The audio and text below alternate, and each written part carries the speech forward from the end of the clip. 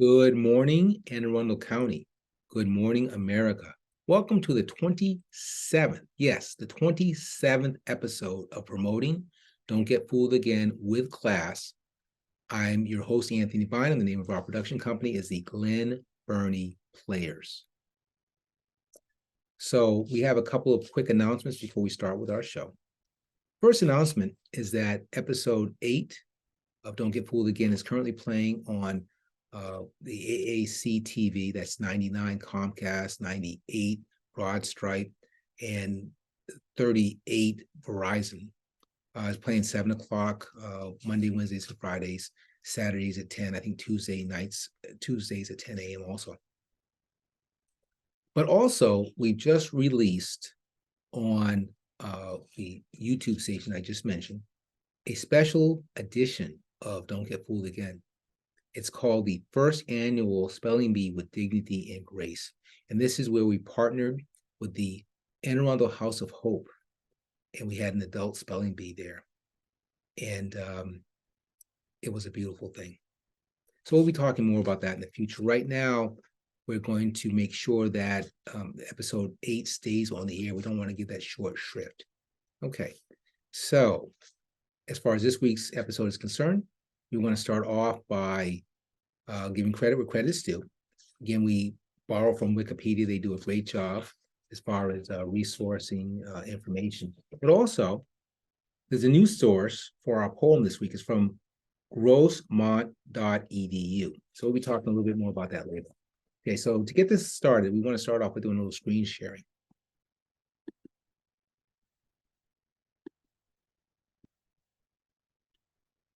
Perfect. William Shatner.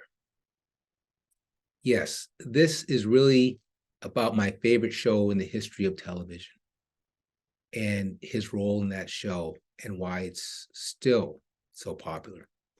So William Shatner was born 3/22/1931. He's still with us. He was born in Montreal, Quebec. He started acting early. Now, you could argue we all start acting up early, right? 2 or 3, mommy, mommy, mommy. But I think he knew what he wanted to do early on. His first role was while he was still in college. He went to McGill University in Canada, and it was a comedy. It was called The Butler's Night Off, and apparently he did pretty well in there because he started getting roles all over the place. He's just 20 years old. He's a young man. In those early years, in the early 50s, while he's still in Canada, he's doing a lot of work, and he's doing work in Canadian television, maybe a little bit of film. He was the understudy for Christopher Plummer, the same Christopher Plummer who made his name in The Sound of Music. And he was the understudy for some sort of play that was going on. Well, Christopher Plummer came down with a illness. He couldn't do the play. So Shatner he was up, next man up, right? So he had a choice. He could play it safe, or he could do, William Shatner. I can't believe it, Spock. The people loved him. So a few years later, 1954, he says, well, I'm going to America, right? I'm going to America. So he goes to New York. He gets work on Broadway. One of the first big shots he had, or big opportunities, was a spot that created the character for him on the Howdy Doody show. Now, Howdy Doody was all about puppets. So no one wants to be upstaged by puppets, but they created a role for him. I think it was called Ranger Bob, I think is what the name was. I had to double check that one. But somewhere in there, he lands 2 so important roles in Twilight Zone. He did Twilight Zone twice. That means they liked you. And by doing Twilight Zone, which is sci-fi / fantasy, mostly sci-fi, he showed he understood the genre. And this was a big deal. This was a big deal because this is about Star Trek, right? So the first time out, Roddenberry, the great Gene Roddenberry, had written and created this fantastic idea about a Western in space. And it was expensive, right? But no matter how good it was, no matter how many ground-breaking things they did, they could not sell the network on the pilot. NBC passed. but it's still around. It's great work. People like it. It just needs some work. What do? They bring in Shatner as a young captain. I remember having a conversation with Larry Crawford, guy I went to college with. I need to catch up with him, by the way. And he would talk about Shatner. He was a Trekkie too. And he would say that they believe he borrowed parts of his persona from JFK, President Kennedy, back from the 60s, of course. So, yes, this is about Star Trek. I guess the main issue here is that Leonard Nimoy was great. They had a great ensemble cast. James Doolan, Scotty, the Scottish engineer, Sulu, the swashbuckling navigator, Chekhov. I guess he was a navigator too, but of course he had to be Russian because Russians in space, right? Uhura.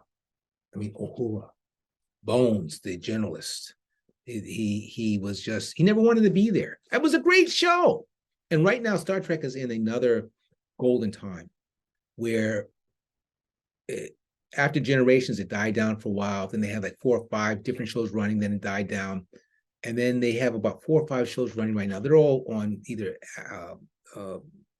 what's what I'm looking for, on demand, but they're playing. That means someone is buying these shows. I don't think any of this happens without Shatner. Because if the first show doesn't work, maybe there's no second bite of the apple. I mean, the guy was literally just in space like last year. Quite an actor. William Shatner, right? So what we're going to do is we're going to stop screen sharing. But before I do that, I have to set up for the second part of the show. So I'm going to do a quick push a button here. It's only going to take a second. Then I'm going to stop sharing. Perfect. Stop sharing. Okay. So this is the part of the show where we want to talk about something of consequence, something of importance in and around the county. And I think this is appropriate. Right up the street from me, there's a combination, St. Philip Neri Church and St. Philip Neri, the school. So let's talk about the school. Now, it was founded in 1965 by the Sisters of Notre Dame, Namur, I'm probably mispronouncing that, and also by lay teachers. So the Sisters of Notre Dame, they withdrew in 1973. However, 3 Benedictine sisters or nuns joined the staff at that time. It's located 6401 South Orchard Road here in Liverpool. So also has some sort of affiliation with the Archdiocese of Baltimore. The core curriculum, as with Catholic schools, that any Catholic school I've ever heard of, is always attracts the best of the best. Is in fact, last night I saw a little short video of Philip Latham, who happens to be the choir director, who was on our show. Well, the choir was on our show, the Christmas show. That was back in episode 5. He teaches part of the STEM program. And they had students, they were talking about print-on-demand technology. It was like I said, these young minds are being molded to do great things. And it's not just about math, it's not just about science. It's always been about the arts. Like I said, that was 2 songs they performed in episode 5 at the Christmas tree lighting ceremony in Lithicum. They did a great job. Art's always very important in the Catholic Church, always important. For me, I always love those, I call them folk religious songs, because they're very guitar friendly, lots of strumming, nothing too involved there. You stay in that C, stay in the G, and the melody just kind of drives the song, kind of thing. That's just me. It's a small world after all. Take this, take my wine. How does the song go? Take our wine, we love you. Take our blood, blah, blah, blah. Father, we are yours. That song. Just beautiful, beautiful melodies. I've always been attracted to that from the time I was a little boy. But I want to pivot, and we're going to screen share for the pivot. There we go.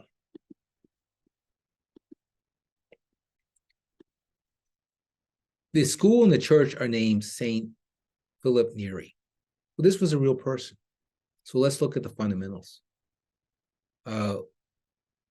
Philip Neri was born 1515. He died 1595 in a noble working family in Florence. This is before Italy was Italy, right? But he was a dutiful child, and he was very cheerful temperament. He was very pleasant. It made him very popular. People liked him because he was such a nice guy, you know? Anyway, these characteristics would guide him his whole entire life. So, like I said, they're from a noble working family. He was apprenticed to an uncle who was a wealthy businessman. And he did this for a while, but he knew it wasn't his calling in life, and he left. He left, he went to Rome. He found room and board at a house, and in exchange for his room and board, he would have to teach the two young boys who lived with the owner of the house. And he decided he would focus on virtue. And this is where it all started. Well, this is where now he knows his calling. And he says, well, if I'm going to be in the religious life, or spiritual life, I would need more education. So he went to school. He took some philosophy courses, took some theology courses. He would visit hospitals. He would visit the poor. And he'd always cheer people up.